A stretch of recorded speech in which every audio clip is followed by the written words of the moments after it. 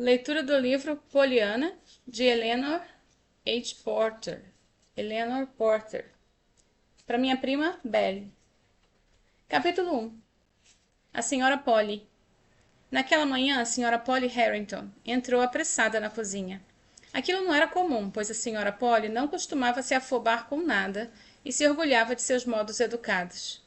Naquela bela manhã de junho, porém, ela estava realmente com pressa. Nancy, que lavava pratos na pia, olhou surpresa para sua patroa. Nancy trabalhava na casa da Senhora Polly havia apenas 2 meses, mas já sabia que a dona da casa nunca demonstrava pressa para nada. Nancy? Sim, senhora, respondeu Nancy alegremente, sem interromper a lavagem de um prato. Nancy, o tom de voz da Senhora Polly se tornou mais severo.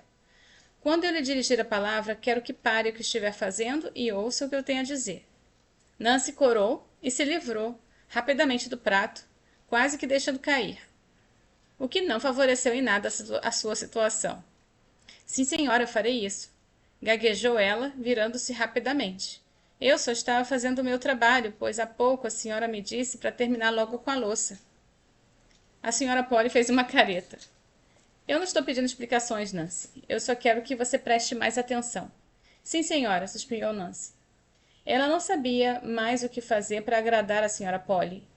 Era a primeira vez que trabalhava fora de casa. Seu pai havia morrido recentemente, sua mãe, que adoecera, já não conseguia cuidar dos 3 filhos pequenos, além da própria Nancy. Assim, a garota se viu forçada a ajudar no sustento da família e ficou contente quando conseguiu um emprego na mansão do alto da colina. Nancy nascera no The Corners, um vilarejo a 10 quilômetros dali. Ela sabia que a senhora Polly era a única herdeira da família Harrington, uma das mais ricas da cidade. Em 2 meses de convívio, Nancy pôde conhecer o gênio da patroa. Ela fazia cara feia se a faca caísse no chão ou se a porta batesse, mas não era capaz de sorrir, mesmo se as facas estivessem quietinhas no seu lugar e se as portas permanecessem devidamente silenciosas. Quando terminar o serviço da manhã, disse a senhora Polly, vá limpar o quartinho que dá para a escada do sótão, arrume a cama, varra o chão e depois retire as malas e as caixas que estão lá. Sim, senhora. E onde ponho essas malas e caixas?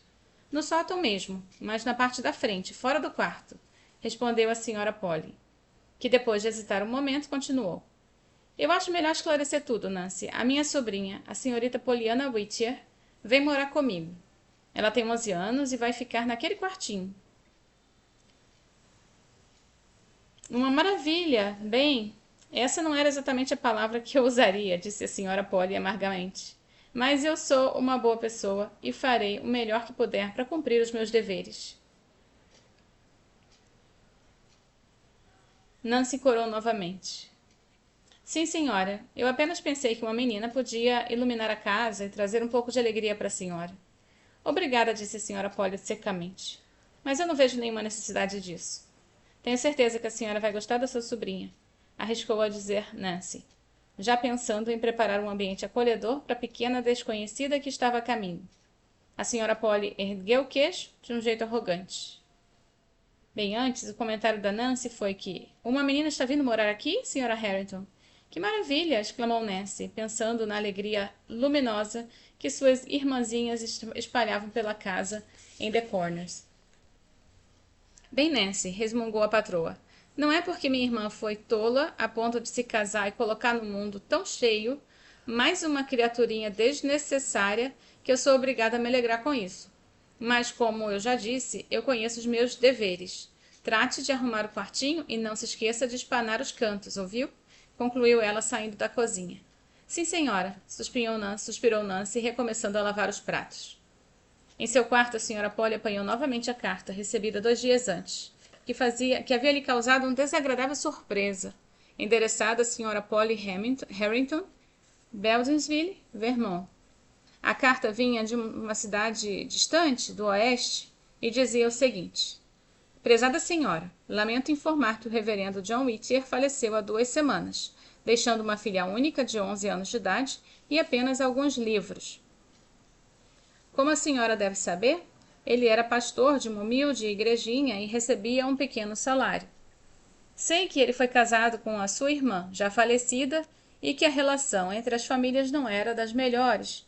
Antes de morrer, no entanto, ele nos disse que, para honrar a memória da sua irmã, a senhora talvez se encarregasse da criação da menina e a aceitasse em sua casa. É esse o motivo dessa carta.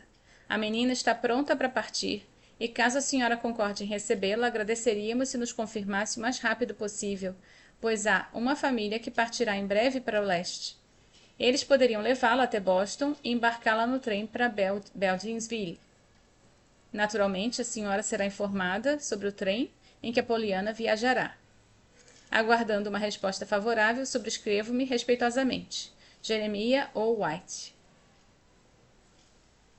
A senhora Polly franziu a testa e tornou a guardar a carta no envelope. Ela havia respondido no dia anterior, dizendo que ficaria com a criança, é claro, pois conhecia os seus deveres, por mais desagradáveis que eles fossem.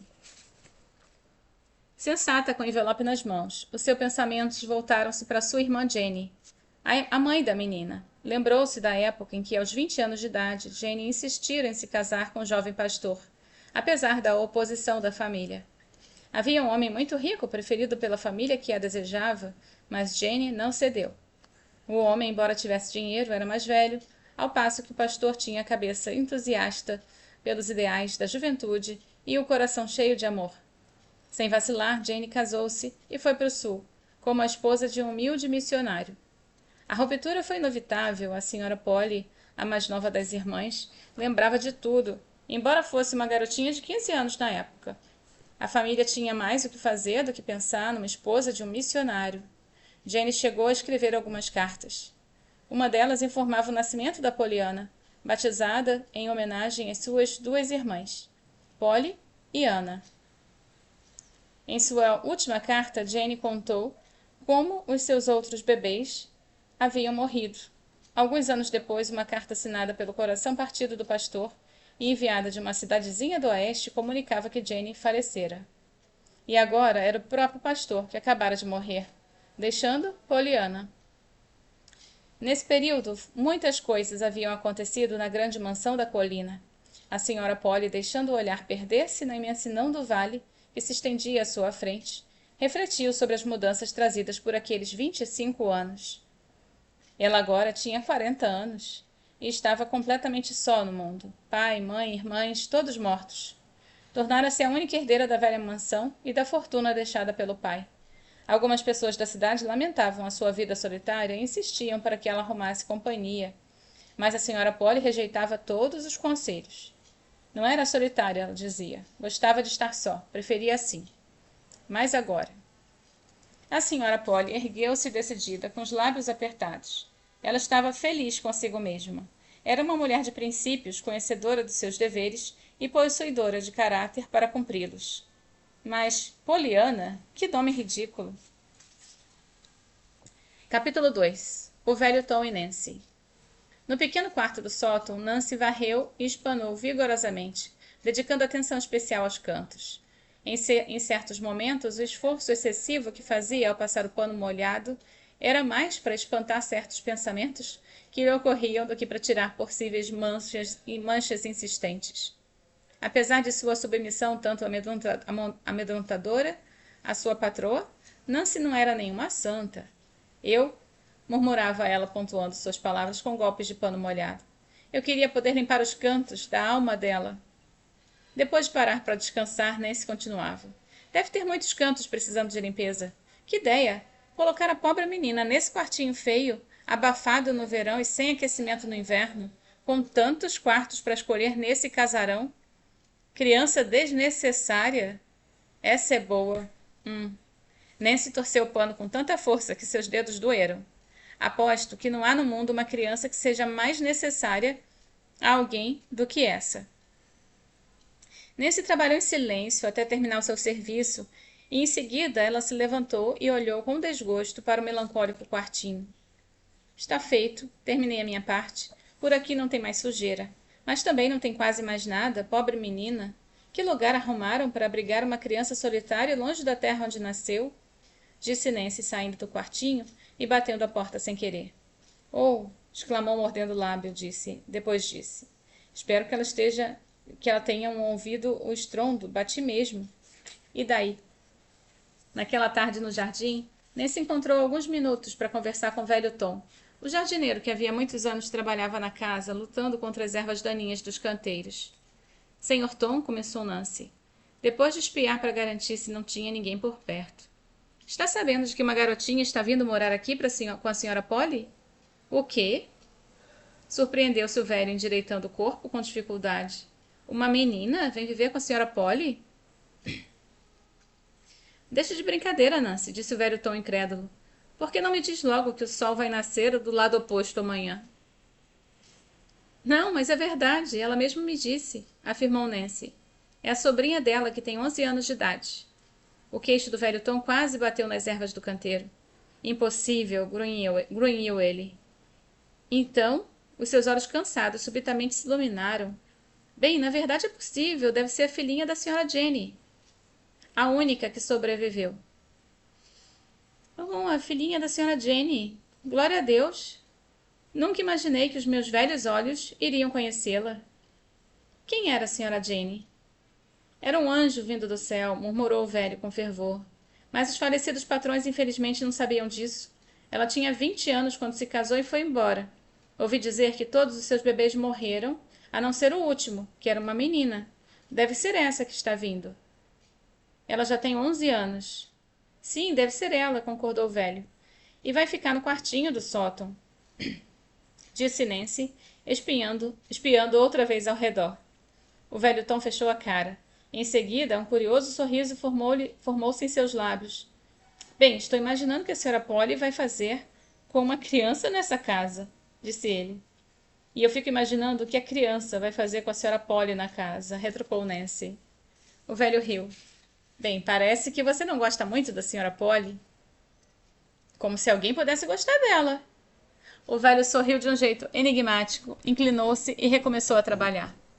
Eu acho que você não sabe nada sobre o caso de amor da senhora Polly, disse ele lentamente. Amor? Ela? Não creio. E também acho que ninguém mais sabe. Não é possível que uma criatura como a senhora Polly tenha sido amada algum dia. Bem, pois ela foi amada e também amou, disse o velho. O sujeito vive na cidade até hoje. Quem é ele? Bem, isso eu não posso dizer, disse o velho Tom endireitando-se outra vez. Em seus olhos azuis estampava-se velha lealdade dos criados que servem a vida inteira a mesma família. Bem, não é possível, insistiu Nancy. A senhora Polly com um namorado? O velho Tom balançou a cabeça. Você não conheceu a senhora Polly que eu conheci. Era muito bonita e ainda seria se não. Bonita, senhora Polly? Sim. Se ela ajeitasse o cabelo como fazia antigamente e não usasse todo puxado para trás e voltasse a usar aqueles lindos vestidos, você veria como ela é bonita. A senhora Polly não é velha, Nancy? Não é? Então ela sabe fingir muito bem, disse Nancy com ironia. Sim, eu sei. Isso começou quando ela brigou com o namorado, explicou Tom. Desde essa época parece que ela só se alimenta de espinhos venenosos. Por isso é tão difícil lidar com ela. Para mim, ela não está assim. Ela sempre foi assim, disse Nancy indignada. Nada é capaz de agradá-la. Se eu não precisasse ganhar o dinheiro por causa da minha mãe e das crianças, eu não ficaria aqui nem mais um minuto. Mas um dia eu direi adeus com muito prazer. O velho Tom balançou a cabeça. Eu sei, eu já percebi isso. Mas não será melhor para você, menina. Ouça o que eu digo, não será melhor. E curvou-se de novo sobre o canteiro, recomeçando o trabalho. Nancy, gritou uma voz aguda. Bem, sim, senhora, respondeu Nancy e correu em direção à casa. Termino aqui e volto no capítulo 3, que trata da chegada de Poliana.